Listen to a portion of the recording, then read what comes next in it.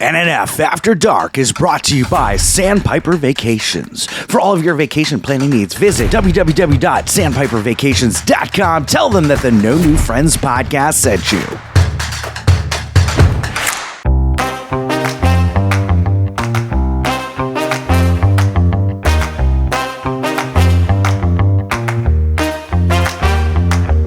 Welcome to NNF After Dark. Chris is going to take you through the highlights of the previous episode and maybe even say some bad words, plus celebrity interviews and much, much more. And now, here he is, the scumbag reselling hoarder himself, Chris Yob.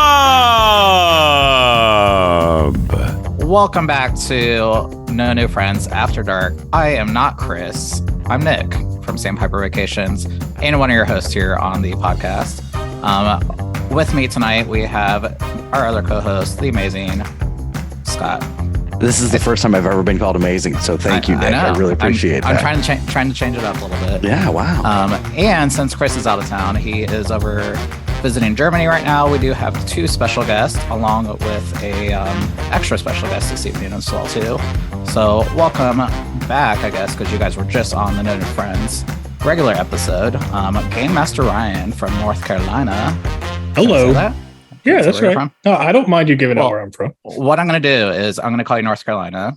Okay, that's fine. So we also have sophisticated Ryan from Ohio. Good morrow. So how are you? Doing well. How about you? Doing wonderful. So I'm going to call you Ohio just to make it easier. We have actually quite a few Ryans on this episode today. I know, Nick, you and I are the minority. I'm not used to being a minority. So what's it feel like, Scott? How do you like it? I don't know. So confused. Go mow your yard. So like I said, we have an extra special guest this evening. He is known as the Captain Ryan. Right? Is that correct? Yeah, sure. Yeah. We're gonna go with the Captain tonight. So everybody has their own little nicknames, so make it a little bit easier. So the Captain Ryan is on tonight. He is a registered counselor, works with people dealing with mental health issues, and so welcome on. Oh, thank you. The Captain was kind of like an early name that happened, and I used to run a men's treatment center years ago, and they would call me boss, and like I don't know if you know anything about like the prison world and stuff like that. It's not a good name when you call someone boss. I was like, yeah, don't call me that. I like that. And so then they came up with the idea of Captain, and I was like, yeah, I can live with that. That's a lot better than what you're calling me. So Captain it is. Works for me. So I'm filling in. Not filling in because I'm normally on here, but Chris is on vacation still. I just got back from longest vacation ever. I know. His nice is longer job booking that one. His is longer than mine. Right? I just got back from Europe as well too. So I'm going fancy places. Yeah, excited to have a complete different ensemble on tonight. From all over. Definitely. So where do you come from, the Captain? I live in a little mountain town called Mission, just outside of Vancouver, British Columbia, Canada. So like a big vacation for us is like 40-minute drive south to Seattle. Like that. Whoa, that's you know what I mean? Like, whoa. And so you talk about Europe and stuff, and I'm like, well, okay, yeah. I've been to Spokane. saw a lot of rain out there, and we like rain. Yeah, we get a lot of rain all winter. But I mean, it's it's 28 degrees. So, oh my God, I didn't do that math. 86 Fahrenheit today, something like that. So you said 26. I'm like, Jesus, it's like 1,000 here. No. 28 Celsius. So you multiply by 2 and add 30. So 86. I'm glad everybody else knows how to calculate Celsius to Fahrenheit because Americans don't. No idea. Well, you don't have to. Yeah, we let everybody else do it for us, or an app on our phone, I guess. we had a prime minister that came in like when I was like 3 years old and just fucked everybody up because he made metric and imperial. So like I don't know how tall I am in centimeters. I know how tall or how much I weigh in kilograms. I have no fucking clue. I'm 5'10", 200 pounds, but I don't know how hot it is in Fahrenheit or cold it is in Fahrenheit. Like I just, you know what I mean? Like I don't know how far a mile is. I know what a kilometer is. So like we're just all fucked up here. Yeah. That's all. So you like have a combination almost. Like Yeah. weight is in weight and height is in American measurement. What's the non-metric measurements called? Imperial. Imperial. Okay. Yeah. So we're all fucked up. Like I said, like when you go get your license or something or a government office, and they're like, how many meters are you? I'm like, I don't fucking know. Like, who knows that? How much do you weigh? And like, I don't know. Like, I remember reading a book that said 16 stone, written in 1589. You know, makes more sense to me than the kilogram shit does because I have no idea. But I know I'm 200 pounds, 5'10". That's what I know. There you go. Pretty much a beast. Pretty much a beast. Captain, the reason why I wanted to have you on is, you know, we're in the middle of or we're coming to the end of Pride Month, and I was having a conversation with my wife about, you know, we're in Florida, so you know, love Florida. Oh, hold on. Well, can you see this? I got a Don Shula signed autographed Miami Dolphins. Oh, nice. Helmet. That's badass. I'm the biggest Dolphins fan this side of the Mississippi. That's awesome. That's sorry to interrupt. No, you're good. That side of the Mississippi and of the Canadian north of the border. North of Dakota. Fuck, I don't know. So you know, here in Florida, there's a lot of legislation, a lot of religious indoctrination against the LGBTQ plus community, and I wanted to kind of get your perspective, a counselor's perspective, on the dangers of this indoctrination and what that could do to someone's mental health who maybe has to hide in the closet and what that can kind of lead to. So that's kind of where I want to, you know, gear this conversation. And I know Nick is going to have some thoughts on this as well. So your thoughts right off the bat. So what I know, which is like, you know, one of the things, you know, fucking news to me is like, Joseph globalism. Like I try to stay away as much as I can, but I have like noticed some fucked up shit going on in Florida. I'll tell you that right now. Right. And like my thoughts is what the fuck? That's my initial thought. Like what in the fuck, dude? And I'm sorry I'm swearing so much, but I get so fired up about this. I don't know if it's like Canada's liberal and we're cool shit. I mean, we're dumb about stuff, but so from a citizen's perspective, I think about like how policy is control, first of all, and how we look at the way that, you know, we get the 1% making decisions about, you know, millions of people's lives. And that just pisses me off. And that happens up here with our drug policies and down there, obviously. But how can land of the free, right? Mm-hmm. Right. Is it? Because that shit does not sown free to me. Land of the free if you follow what we believe you should be. I thought that was buying a fucking T-shirt with an eagle on it because that doesn't make any damn sense to me. So that's from a social perspective. I think that it's just really super messed up that we are limiting the human experience for anybody. Period. Okay, I'm an existentialist. I believe in existential freedom, which means I have choice and I have responsibility, and that's what makes freedom up. So as a therapist from a existential modality, the opposite of freedom is oppression. So anytime I lose the ability to choose or I lose the ability to have my own responsibility, in other words, like I just think about like if I drive a car and I drive too fast, I lose my fucking car. You know what I mean? That's what I mean for responsibility, freedom. Nobody has the goddamn right to come and tell me what to do, period. Tell me who to like, what to say, how to dress. And so that shit just pisses me off. Now, what does that do from a psychological perspective? What is it like? What is it like to be told that you're not okay, that you're not enough? We all know what that is. We call it shame. Mm-hmm. What is it like so what I don't know, because I'm pretty privileged. I have a indigenous background, which is completely oblivious to the optics of me. I had blonde hair, blonde hair, blue eyes. You know what I mean? But in Canada, we have a lot of Métis, which is a French and Indigenous mix. And so what the reason I'm saying that is because we had what's called the British North America Act, which was basically the attempt of genocide in the indigenous population, and they did it through residential schools. It was the Catholic Church that did that, ironically enough. And so you just had mentioned that this is kind of a religiously driven policy system. Is that correct? Yeah, I mean, that's really where a lot of it comes from. Nick, your opinions on that? Yeah, exactly. Yeah, it is, right? Like, send them to Jesus camp and get the gay out of them, like they did in the 80s and 90s, like that bullshit. Right. Yeah, we're still trying to pray the gay away. Okay. So if I think about what that does to me or as a human being, from the perspective of living in a free existence, I got shame, which shame to me is an outside force that is put on me to control me. And I think about genders, that happens, sexuality happens, the pigment of my skin that happens. And so, and I mean, if you look at, so let's just, can I make a parody that might be ignorant? And I might do that because I'm a perceivably upper middle class or what's the word I'm looking for? Privileged white male, right? Heterosexual. Right. Yes. So I could fuck things up if I offend somebody. Just to kick off, Scott, and your constant monologue, I guess, in our shows. Right. If I offend anybody, it's pure ignorance and stupidity, and I mean no harm. Okay. Right.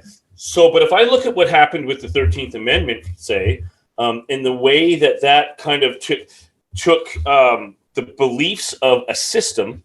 And, yay, we have freedom. We're going to free the slaves, 1864. Yet we're in 2023, and the 13th Amendment still says that if you commit a crime, then you have no rights as a citizen. In other words, slavery, right? And so if you looked at the numbers of population in the prison system, it's huge. And not a lot of white people. Right. Right. So how is this any different? From a social tapestry perspective, what they did in this tiny little writing in the 13th Amendment, how are they not using this to control? How are they not using this to keep a minority oppressed? And for what reason? I have no fucking idea. That's what's baffling me. It's like, at least in the South, it was their main economy. That's how the South thrived up until 1864, and then beyond, they just used prisoners instead of slaves. But I mean, what is this? Why? Why are we telling people they're not free to be who they are? Why are we telling children, and it's children here, that they have to be a certain way and fit in this mold to be accepted, to be a citizen? I don't fucking get it. And I'm having a really hard time wrapping my head around what is driving this. And the only thing I can think of is the same thing it's been since I can remember in the fucking 80s, is this fear, this lack of understanding, this you're different, so I need to hurt you. Which I guess is pretty common in the history of North America. Like, we don't like different things and we try to kill it. Like, I mean, it's been happening since Columbus hit the Caribbean. I mean, and so I don't know. From a psychological perspective, you bring up a great point. And that's why I think what we're doing on this particular podcast is so important, is because it's a fear of what we don't know about. And we don't know about it, but it doesn't scare us, but we want to learn more about it and we want to educate more about it. You just made such a good point, because so this is one of the philosophies that I drive in my practice, is like, let's define fear. Because how many people use the word without actually understanding what it means to them? And it means to them, not what they're told it to mean to them. So fear, and I'm going to use mine because it's really fucking easy, and I have to be simple because that's the way I am. Fear is a lack of information. Boom. That's it. That's the way I define fear. It makes it very manageable for me. So I take the other side of it. I'll flip that. So if we took asset deficit, right? We say fear is a deficit. It's below the joy line, or left side of our brain, defensive linear. Okay. What is its exact opposite, yet carries the same characteristics? Any idea? Curiosity. Okay. Curiosity is a lack of information. Right. But when we locate it in our bodies, we locate it from a place of excitement and adventure. You know what I mean? When I locate fear, it's defensive and suppressing. That's interesting. So fear and curiosity are essentially the same thing on different sides of the brains. Absolutely.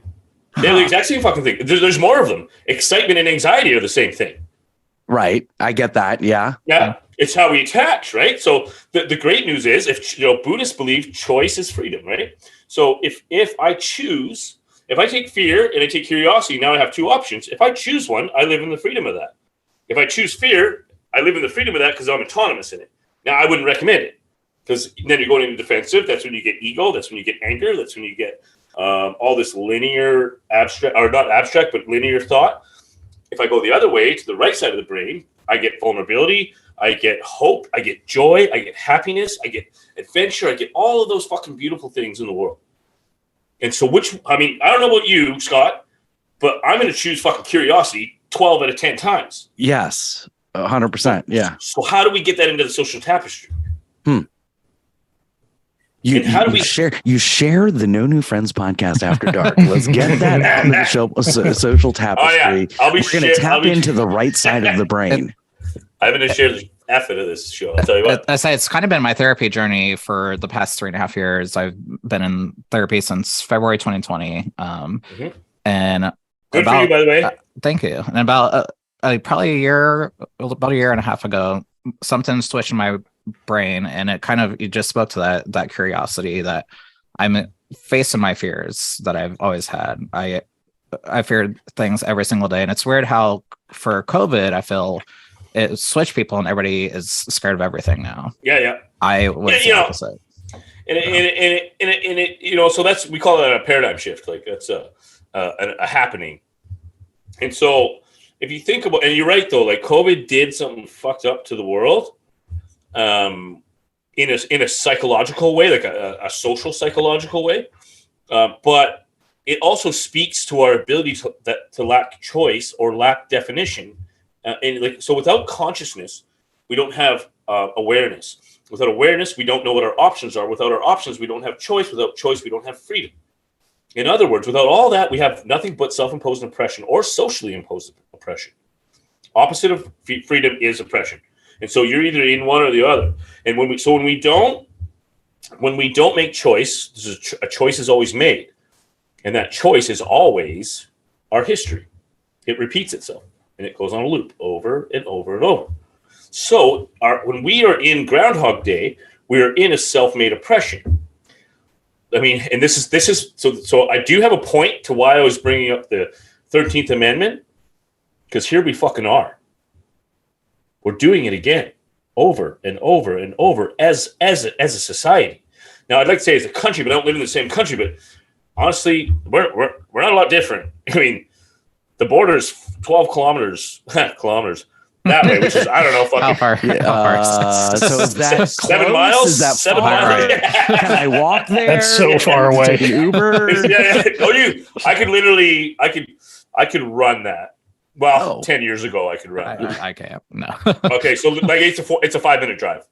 Captain, before you make your point, I want to ask a question. So we're talking a lot about right brain versus left brain, and especially with anxiety and excitement, because nowadays anxiety is so it's so mainstream.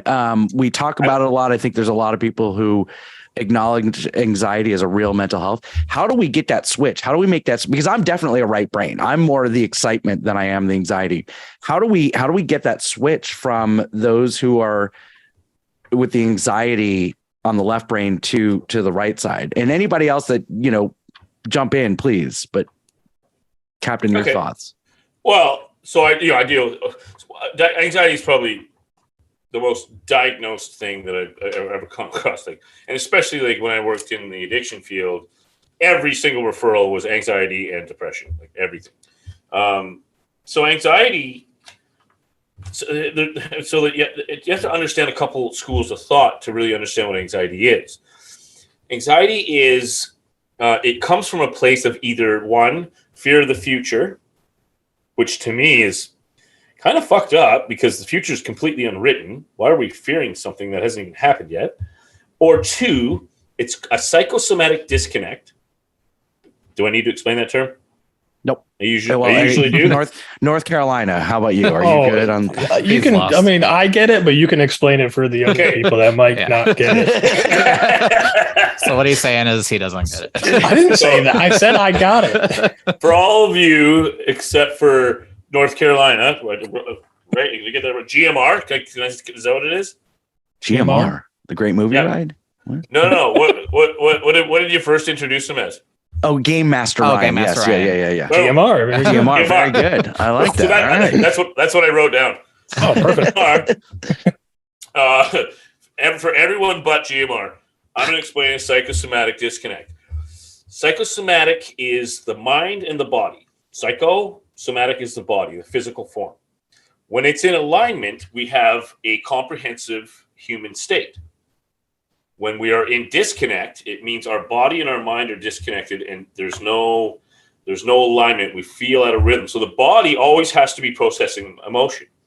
It needs to feel emotion. This is how we get into the moment. This is how we get out of our thoughts. We feel the fucking air. We breathe, do all these grounding exercises and that shit. So when it doesn't have that, it creates a void. And the body makes its own feeling. And that feeling is the shaking vibration sensation of anxiety. And we identify it as anxiety, but it's really the body trying to connect with our own mind. Our social tapestry here as men in North America is absolutely fucked up. Like capitalism has fucked us up because we were taught, and it kind of comes from the agricultural era as well. We were taught that you don't feel, you don't cry, you work hard, fight hard, fuck hard, and that's what men do, right? And so, well, not all men get to fuck it. Well, I guess when you're 20, I don't know. Personally, I'm married now, so anyway. So the way that we process things now is we just punch the shit out of things and we hate things, and that's how we process emotion now because that's what we're taught to do. And so, to get back to a human state, if we just take away the idea of sexuality, genitals, it doesn't fucking matter. We're all a heart, two lungs, brain. You know what I mean? There's blood pumping. It doesn't fucking matter. To be as human as possible is to be in alignment with our psychosomatic connection. So that means I need to raise my emotional intelligence in order to be able to communicate or articulate to another human being how I feel. We call that vulnerability. And now I have this connection that is so evolutionary and transcends time and space that all of a sudden I'm like, dude, I had a great conversation with this guy. And I walk away and go, I like that guy, instead of saying, wow, I was really vulnerable there and connected and everything's cool. You know what I mean? I feel really good. You know what I mean? But that guy's cool. Instead of could you imagine if that was a really nice guy. I connected with him on a vulnerable level. Very vulnerable. It's very vulnerable. Yeah. I'm really proud of my courage I had to be vulnerable. Yeah. But so like you said, I heard Brian, I heard you, Nick, Brian, sorry. Yeah. I have two first names. I'm used to it. I gotta get used to it. I didn't take good notes. I got GMR down. That's it. Just say Ryan, and it's pretty. My last name is close to Ryan, I guess. Yeah. I know. Captain was just hoping that GMR would be the first person to speak. He's like, please let it be GMR. Please let it be. So Nick, what I heard you say in your journey, of therapy journey, was that you delved into probably the most important value that we have, which is bravery.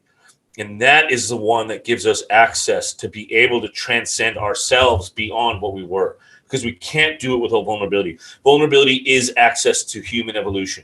And that's the fucking thing that's kept us on this planet for 125,000 years. It's not our judgment. It's not our prejudice. It's not our thought. It's not our ability to fucking realize that that's gravity and the earth isn't flat. That's not it. It's the fact that I saw my daughter and loved her so much for the first time. That when she came into the world, or when she came up and hugged me, or when my sister passed, and feeling that hurt from love, that's the shit that keeps it going. And so what I can never do is allow pain to keep me from love. I can't. If I do that, then I'm going to end up hating things. And if I can't be vulnerable, you can fucking guarantee that I'm going to end up hating things. And that's the way it works. I get angry, I get sour, because it's inhuman or unhuman. It's anti-evolutionary to not be vulnerable. And that's how, we're pack animals. We need to connect. And when we don't, we live in rejection, which turns into resentment, which just sours our soul. And so you want to talk about the why? The why is because people are fucked up and their souls are fucked because they have no ability to connect on a transcendence level. And then they write policies. That's fucking why, in my opinion. So what that does to full circle. Yeah. Yeah. What it does, but more importantly, what does that do to somebody who identifies as LGBTQIA plus? Nail it. Nailed it. Nice. Nailed it. I can't even. Our emotional support gay Nick can't even name all the letters. Yeah, So I have been practicing in the mirror for hours. Okay. So what that does is like what society is telling me is that I don't belong here. I'm not good enough. I will never be accepted unless I'm the same. And it tells us that I need to negotiate my self-worth in order to fit in instead of having a feeling of belonging no matter what. And so when we do that on a social, when it shows up in a fucking schoolyard, like how devastating do you think that can be? A 14-year-old boy that is just like, I'm not like the other boys because I find that guy attractive. Like now I got a secret. Now the secret is turned, and they talk about choice and freedom. I have no choice but to keep a secret because I know that nobody's going to accept me. I'm going to be rejected. Once I'm rejected, I'm in fight or flight mode. I'm never living in the moment. I will never experience my life in motion until I face that fear with courage, with that vulnerability, and own that shit that I am. I don't know if that makes any sense, but you will not have freedom until we own what we are, until we own, what's the saying? Whatever we don't own owns us. You ever heard that before? Mm-hmm. So I can't imagine what that's like, to be honest with you. And I wish I could. All I can do is try and be an ally to that. But I can tell you that I don't want people to suffer. I don't care what color their skin is, where they come from, what their sexuality is. I just want people to feel peace and find that and live in that space because it's fucking beautiful. In the moments that I get it, are moments that I want to live in them forever. It's not possible, and I probably only live to be about 22 years old if that's the case. But I want to cherish that for as long as I exist. And if I see that happen with somebody else, what an honor to witness that. You know what I mean? Yeah. And so I get to experience that in therapy. I get to see people transcend in that based on. Do you get why it's hard to explain the theories? Yeah. Now, you know what I'm saying? Absolutely. It's hard to explain what I do because it's really rhythmic. And if you think about the organic world, everything happens in rhythm. There's no straight lines in the organic world. That's a construct of our mind. The rhythm happens in our heart. And that's where vulnerability happens. That's where connectability happens because we're organic beings. And organics is what keeps us going, not fucking thought. Thought takes us out of the moment, which takes us out of life. Feeling puts us in the moment, which puts us into life. And there's like 3 phases of existence: yesterday, today, tomorrow. The only one that's really happening is right now. The other 2 are completely fictional. One's unwritten, and one is some fucked up, skewed version of my perception of what happened. Wow. Yeah. It's wow. It's amazing to look at it that way because, like, so my therapy journey obviously is a lot different, and the way that you present. Yeah, there's not a lot. There's not a lot like me, Nick. To be honest. And I'm not trying to say I'm fucking great or anything. I'm just saying I was trained in a very different way by a really cool. That could have saved me probably 3 years. A bit of money, I'm sure. So Captain, do you so your counseling, is it an in-person? Do you do through telehealth? What how can our listeners find you if you've kind of touched them in a appropriate way through the sound waves or inappropriate, whatever or inappropriate? It's legal in Canada. To be honest with you, man, like I don't take a lot of clients on anymore. I have a full-time job where I work as a manager, and I work with homeless people that are addicted to fentanyl. And so my counseling job evolved into something much more street level, much more in it. because for me, I'm about systems change more than I'm about individual help. I have a private practice that I do after work, which means I don't get to see my kids after work. So I have a little resentment against my counseling right now, because I just want to go fucking home, but I still I feel like I have a duty to carry on. So I carry a really small caseload of about 9 a week. And I do that. Some I do over Zoom, or not. I don't actually use Zoom anymore. I use Teams maybe, or what's the other one? Google something. Anyway, Meetup I'm old. I many. still use I still use like landline telephone. Yeah, dude, I love it. Rotary phone. I miss Skype and. Yeah, I you remember having a fucking phone with a rope on it in the kitchen? You had to go stand in the hallway, close the door. You just follow the rope to find you. Yeah, anyway. Exactly. Yeah. Ohio Ryan's too young for that. So no, so I do some online. The best thing I can say is listen to my show every week, because this is what I talk about. Every drop the show for us. I say, what's your show called? And show's called Kaleidoscope Wednesdays on the Ashes to Awesome podcast, where it's me and the host Chuck, and basically I talk philosophy and I answer questions from the mailbag. So people from all over North America will they'll email questions in for me, and I don't my life is so compact that I don't have a lot of time to. I don't do any preparation.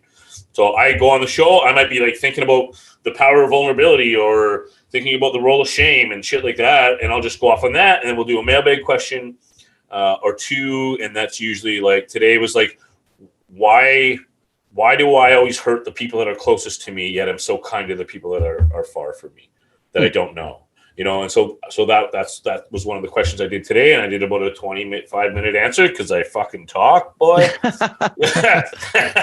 And so the best thing to do is listen to that show.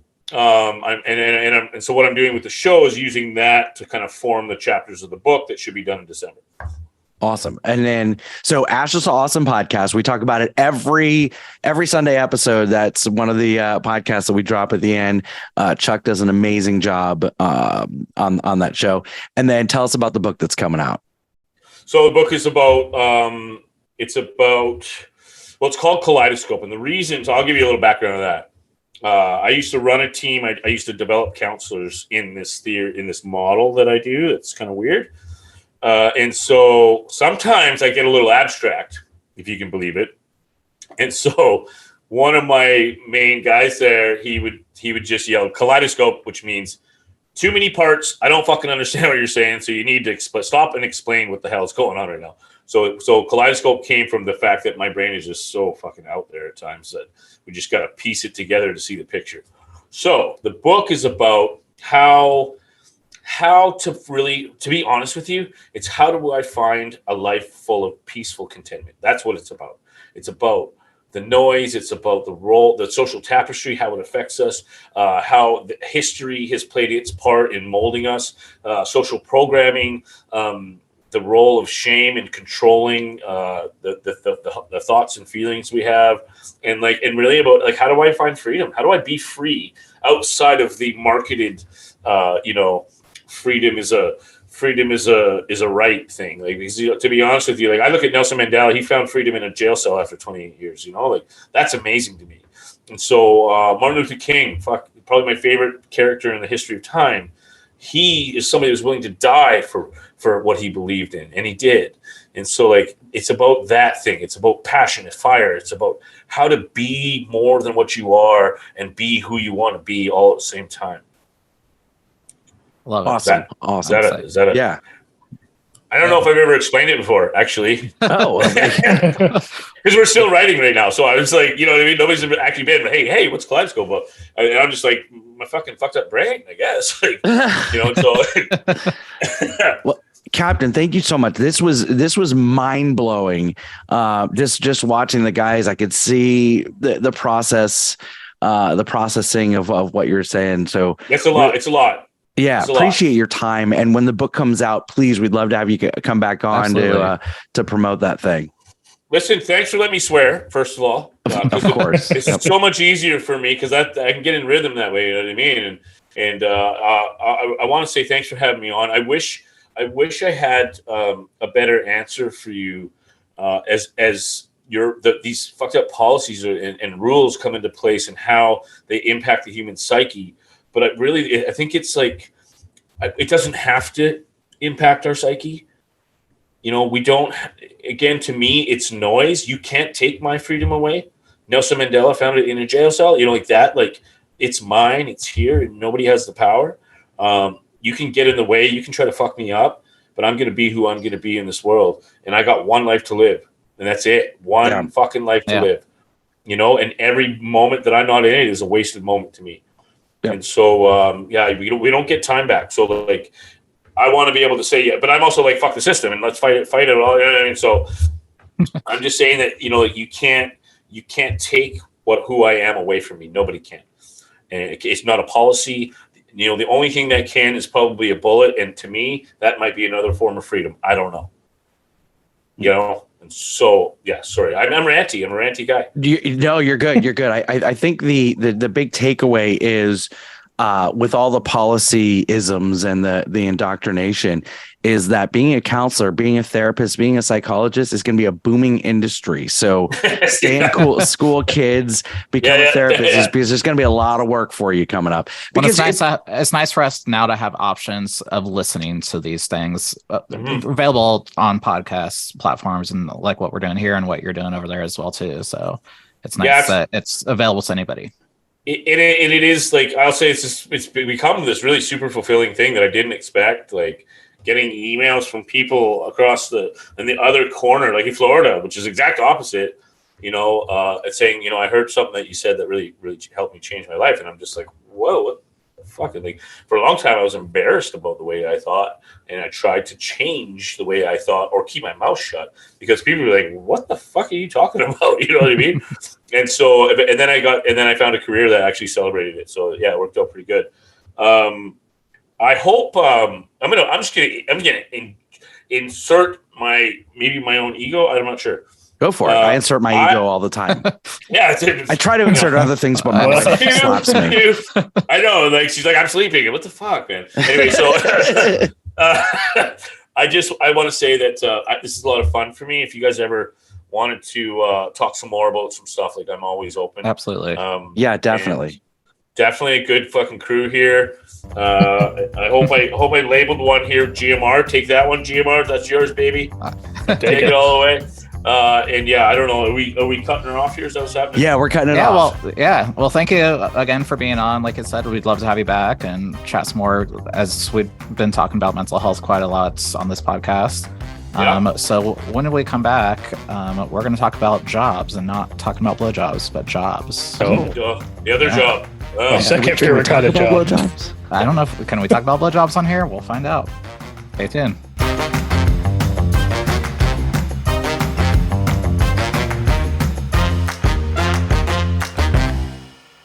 There are 3 things that I hate in life: taxes, nausea, and booking vacations. The first 2 I'm stuck with, but for the third, I use Sandpiper Vacations. Sandpiper Vacations is a small business that is LGBTQ+ owned and operated with travel advisors all over the country. Whether it's a cruise, a trip to a theme park, or an all-inclusive resort, Sandpiper has you covered. Oh, and I forgot to mention, it's free. Why book a vacation when you can have someone else do it for you? That's like choosing to take the stairs in a building that has an elevator. Leave the headaches of booking a vacation to someone else. Get your quote today at www.sandpipervacations.com and tell them that the No New Friends podcast sent you. Hey everybody, it's Scott from the No New Friends podcast. If you'd like to hear all of our episodes, all of our past episodes, just visit our website, nonewfriendspodcast.com. All of our links to all of our old episodes are there. If you didn't understand an inside joke or just wanted to re-listen to something, just check it out. It's nonewfriendspodcast.com, or you can check us out on all streaming platforms.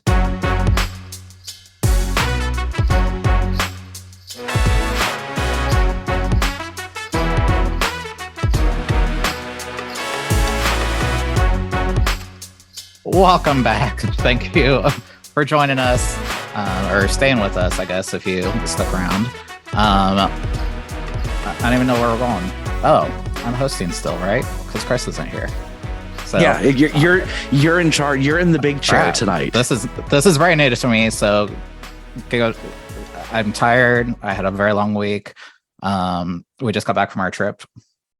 Which one? You just got back from. Shouldn't you be used to this by now? Getting back from trips? Aren't you always coming back from a trip? I should have just stayed where we were because I'll probably be back soon anyway. But we just got back from a cruise in Europe. We had some flight cancellations, which is happening right now. So if you are in the New York area, do not fly United Airlines right now. It's not great. But anywho, United Airlines is still like open. That's like an airline for this week. I can only afford Spirit anyways. So. Yeah. See, now Game Master Ryan and I started this airline called Ryanair. Highly recommend it. Yeah, Ryanair. And we normally fly Southwest, so this was a whole new incident for us, and another reason why we will stick with Southwest. So. We are back in the Sandpiper Vacation Studios. In case beautiful Sandpiper Vacation. It's so nice in here. It's very nice, very roomy in here.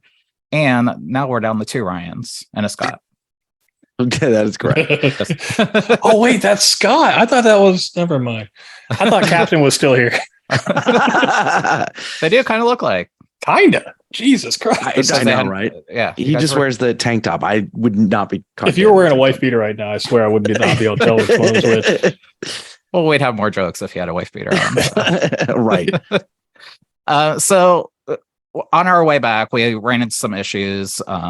And our flight got canceled. We got stuck in Newark, so I'm going to blame New Jersey. So blaming Chris since he's not here for our flight cancellations. And in return, we ended up having to take a train from Newark to the middle of Pennsylvania and then take a car ride home. So I had a lot of time to think about the past few days with all these cancellations. And that's kind of where I am with life right now. I'm very happy with my job. I love selling travel. I love that I get to go on these amazing trips. The one I just got back from was a contest that I won with Virgin Voyages. So I'm sorry, so a vacation planner wins a vacation. I know, right? And I had a cliff note about this. It's like it's like Chris winning a day off of work. Like, he earned that day off.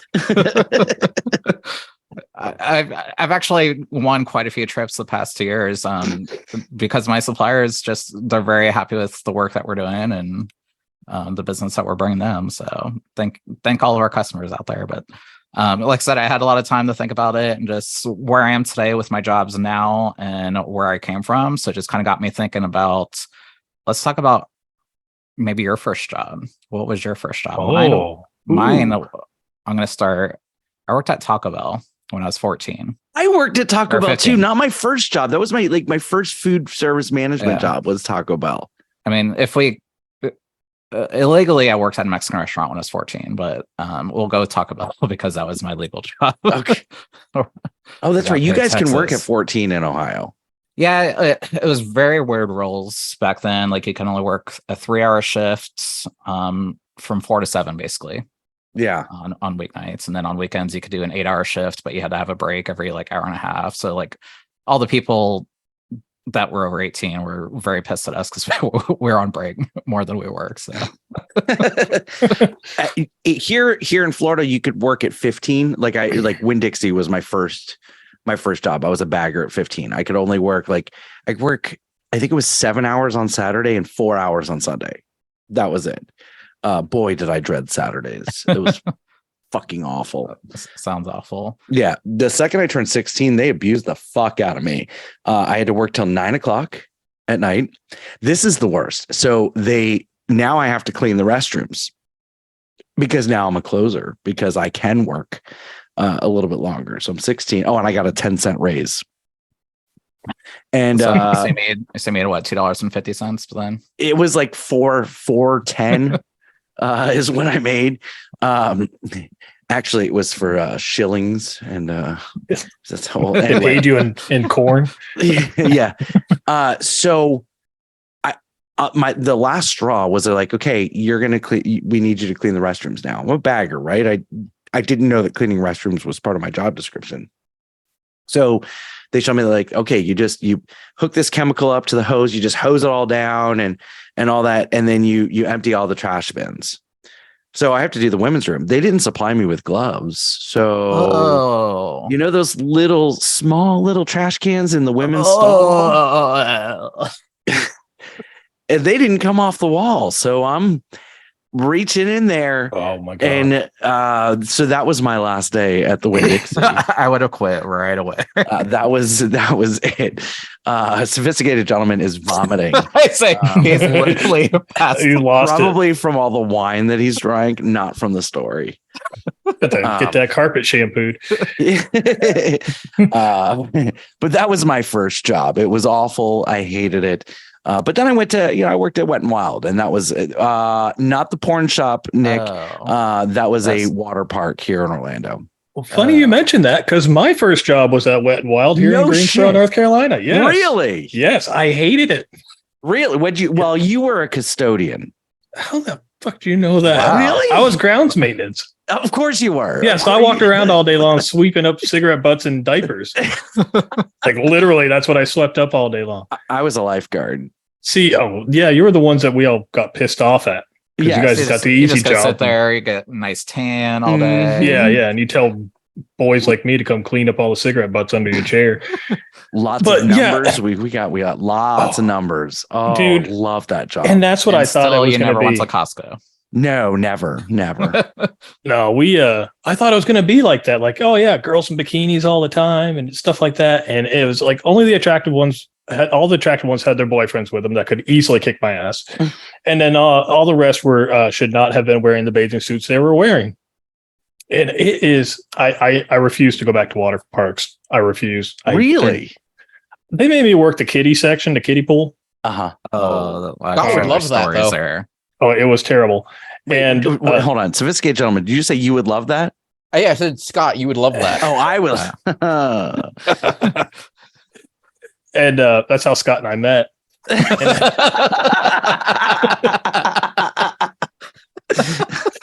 No, there was one time my manager came to me. He's like, dude, I hate to do this to you. I'm like, then don't do it. I don't know what you're going to do. And he's like, no, some kid shit on the slide. And I'm like, well, that's water maintenance's job. He's like, no, it's outside of the pool.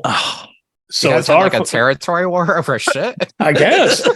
So I'm scrubbing the slide down from the outside and rinse it off, and it all just runs right back into the pool. And I turn around and a sea of kids just run right by me and dive right into that toilet. Oh my God. I was like, never again. And I have a sophisticated gentleman just vomited twice. Okay. So speaking of the water park, I have like the most embarrassing story ever. So I did go back to the water park one time. My wife talked me into it. We're meeting her friend and her husband there, who I'm good friends with her husband now. So we do a couple lazy rivers and stuff like that. And we're going to the wave pool. So we're just sitting in the wave pool and letting the waves push us around while we're sitting down. Later in the day, I didn't realize it, but the bottom of the wave pool turned my bathing suit into assless chaps. So the entire ass of my bathing suit was gone. And I'd probably been walking around for 30 or 40 minutes that way. I walked over to where the girls were and they were laughing. I'm like, what are you laughing at? And they're like, your entire ass is hanging out. So I wrapped myself in a towel and I was like, we're getting the F out of here right now, because it's the most embarrassing thing that ever happened to me. That's amazing. Yeah, I don't mind sharing that story, but I don't think I've ever told the most embarrassing story that's ever happened to me on the podcast. Maybe I have. You haven't? There's more embarrassing than what you do on a daily basis. So in 7th grade, I got pantsed. Oh, okay. Did they get underwear too? They got the underwear too. Like we were lining up for gym class and, we all used to pants each other. So I get pants and I'm laughing, right? And I look down and my boxers are at my ankle. I'm like, oh shit. I mean, there's not much to see there. That's true. The girls all laughed. It was traumatic. Oh man, they thought you carried Tic Tacs with you. What about you? Hi, Ryan. My first job was at a tutoring center. So my boss found out that I was taking calculus, and she was quite happy to find out that I was kind of understanding the top levels of the math. So I became their math specialist.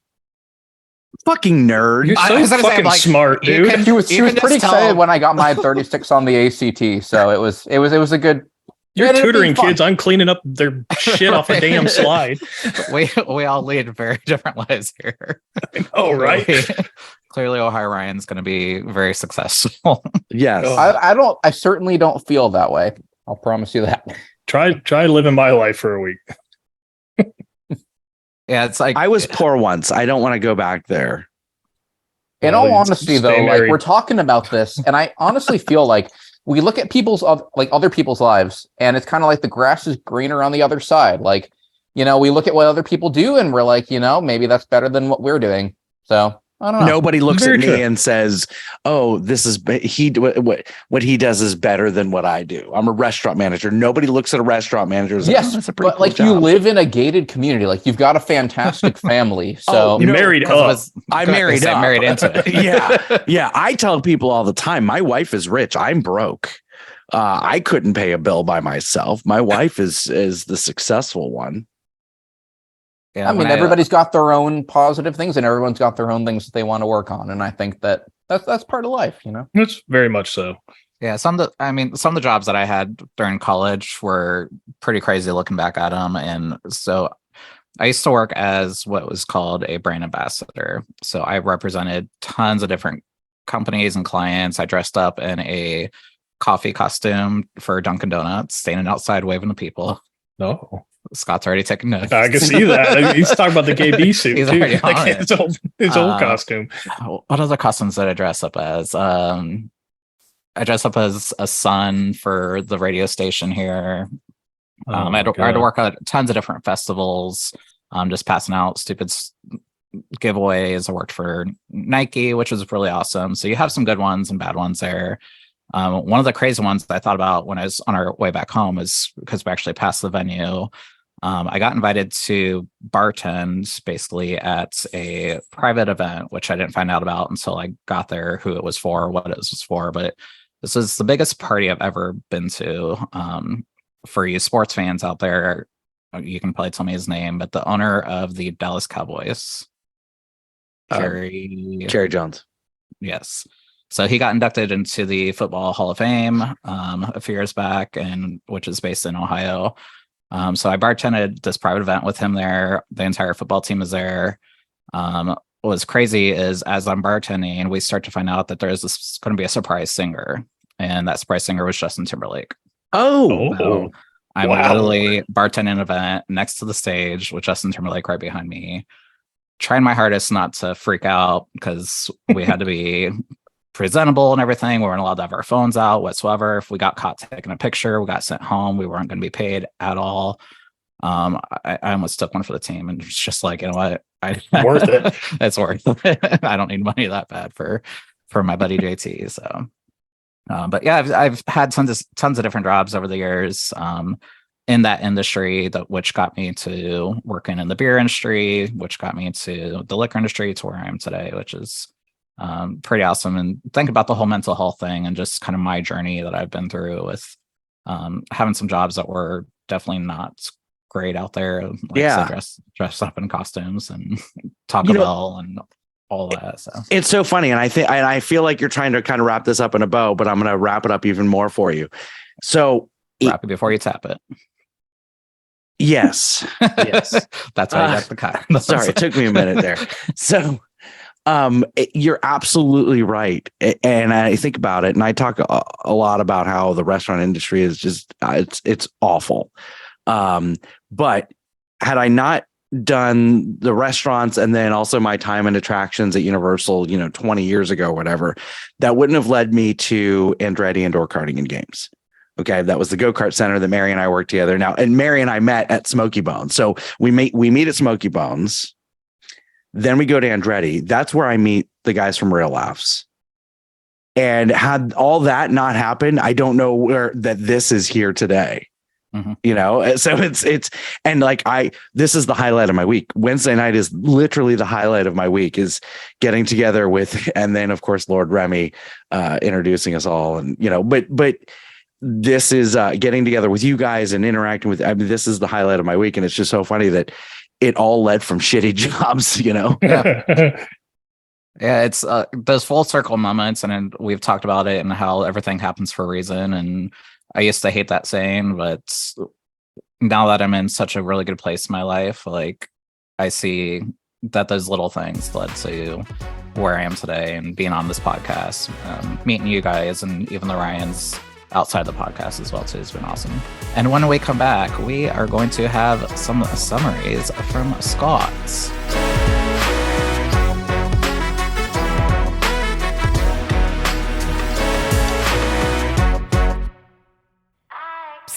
Hey, you want to join a cult? Well, this might be your lucky day. For just $2 a month and a simple blood oath, you can join our clubhouse and become a friend with benefits. In addition to the amazing feeling of donating to the poor, you will have access to Patreon exclusive content, live shows, and maybe even a behind-the-scenes look at my secret stash. To get started, head on over to NoNewFriendsPodcast.com and hit join our clubhouse. Can't wait to see you at the initiation ceremony. Oh, and in the chat during our live shows, of course.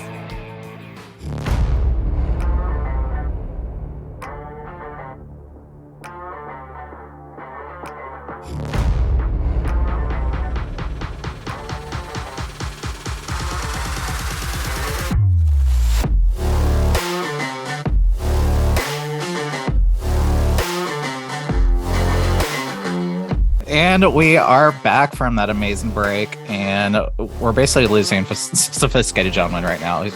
He has had about a bottle of wine that's the size of himself. Yeah, We're all good. We're all good. peeling back the curtain. So, sophisticated gentleman is filling it. He's channeling his inner Chris. And so we record the Sunday episode and the Wednesday episode back to back, both on Wednesdays. So we're recording together for 3 hours typically, sometimes 5. And so Chris starts drinking at 6:30 because he does his No New Friends and No New Friends After Dark all on the same night. Chris starts drinking at 6:30 p.m. So sophisticated gentleman is giggling now. He's a giggling little girl. Yeah, he's just like this little girl, like just brings me back to my college days. Whoa! Don't worry, sophisticated gentleman. Obviously. He didn't touch the girls. It's fine. Yeah, we just drank a lot back then. Let him touch your boobs. He so scared. Well, he's touched more boobs than me. Me too. Nick, have you ever made out with a girl? Oh yeah. Did I not tell this story before? No, I feel like we should save that for Chris. Oh. No, you know what? This serves Chris right for going to the motherland of Germany. He can listen to it later. So, speaking of college, during my senior year, we had So college girls experimented with other girls. In college for Nick, he experimented with girls. Oh yeah, I see the connection. I love it.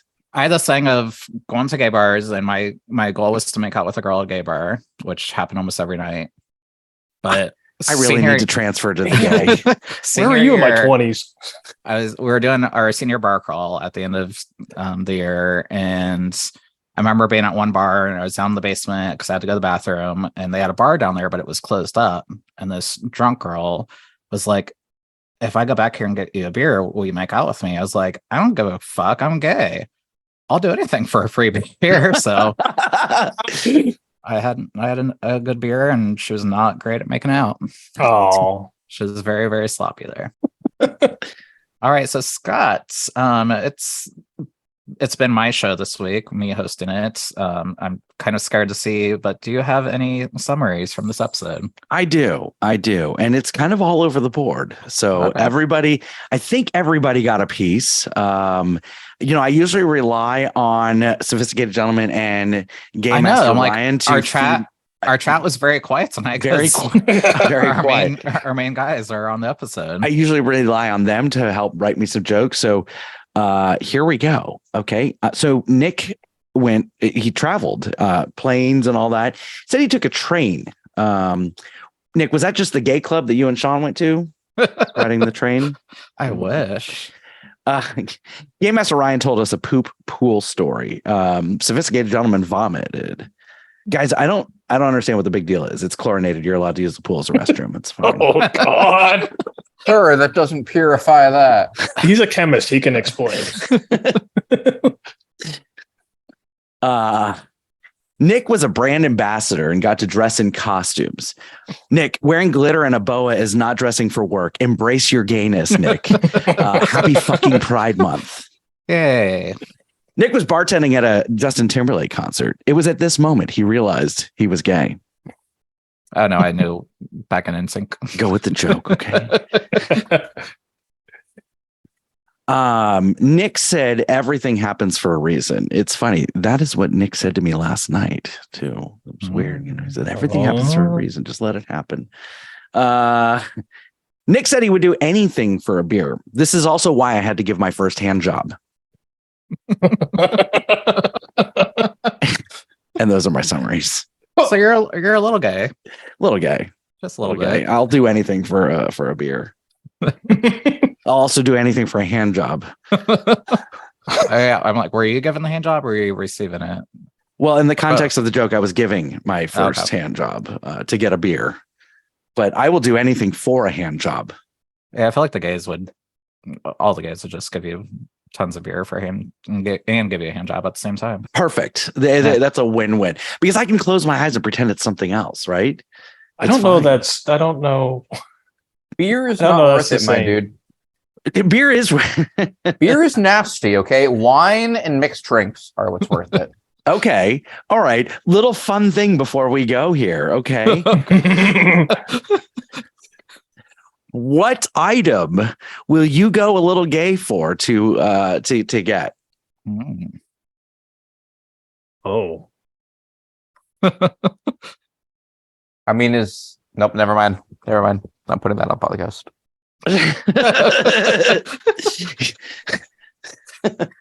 All right. Well, you know what? We'll circle back to this next time because the answers may shock you. I mean, two of us will not be on the next time. No, join the Patreon to find out the truth. Okay, I love money. Okay, I was going to say it'd be a massive amount of money. Yeah, I love money, and I definitely have a dollar amount where I will S&D for sure. $5. I got how much do you want? How much money do you want? Nick's making offers. This man's doing like the whole make it rain. I know, right? I won money at the casino on my cruise. So apparently all you need is a Amex card. Who are you, Chris Yob with the gambling thing? Like, gotta win back that free cruise money somehow. Gotta make them pay me to go. No, it was an amazing time. So well, thank you very much for allowing me to host this week. I know it's probably not your usual Chris, but we had a fun time. Thank you both of Ryans for joining us as well too, for being completely intoxicated for one Ryan. Well, it's been very entertaining. So if you enjoyed this podcast, please go subscribe to it, like it, give us feedback on what you want to listen to on future podcasts as well too. And maybe Chris won't come back. Who knows? If you guys like me, I'll stick around. Let's see. I vote for that. So on behalf of Scott, Ryan, and another Ryan, and myself, thank you for listening. See you next week.